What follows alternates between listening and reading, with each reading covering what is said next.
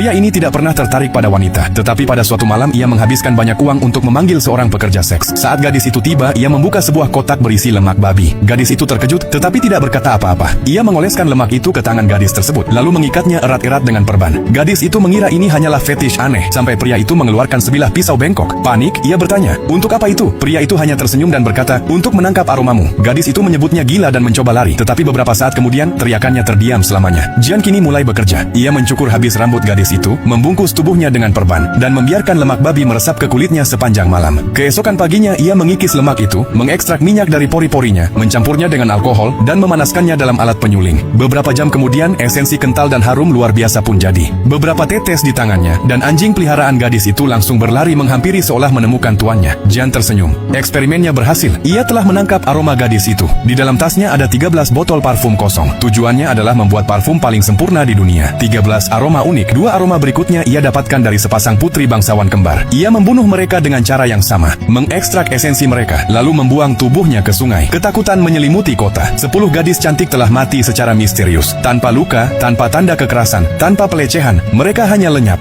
Orang-orang mengunci jendela. Jam malam diberlakukan. Ketika Jian tak menemukan korban di luar, ia langsung pergi ke gereja dan menculik seorang biarawati. Ia pun mati dengan cepat. Kali ini kesabaran warga kota pecah. Uskup bersumpah di depan semua orang bahwa monster ini akan ditangkap dan dicincang hidup-hidup. Sementara itu, orang paling berkuasa di kota, seorang bangsawan, bersiap melarikan putrinya, Pearl. Ia sangat cantik dan sang bangsawan tahu dialah target berikutnya. Menyamar sebagai anak laki-laki, ia dikirim melalui rute berbeda, tetapi tidak ada yang lolos dari jin. Di tengah malam ia sampai di hotel tempat Pearl bersembunyi. Ia begitu senyap hingga anjing pun tak menggonggong. Ia berdiri di samping ranjang, menatapnya. Gadis itu sungguh polos dan cantik, tapi bagi Jin, ia hanyalah bunga terakhir. Pagi harinya, ketika sang bangsawan datang, yang tersisa hanya tubuh Pearl yang tak bernyawa, kepalanya dicukur habis. Botol ke-13 kini telah siap, yang tersisa hanyalah mencampurnya. Namun saat itu juga polisi mengepungnya. Mereka menemukan rambut, pakaian, dan bukti dari setiap gadis di kamarnya. Jelas Jen adalah pelakunya, namun ia hanya tersenyum dan menyerah tanpa sepatah kata pun. Pada hari eksekusi, seluruh kota berkumpul ingin melihat monster itu mati. Tapi pada detik terakhir, Jian mengeluarkan parfum tersebut, aroma dari 13 jiwa.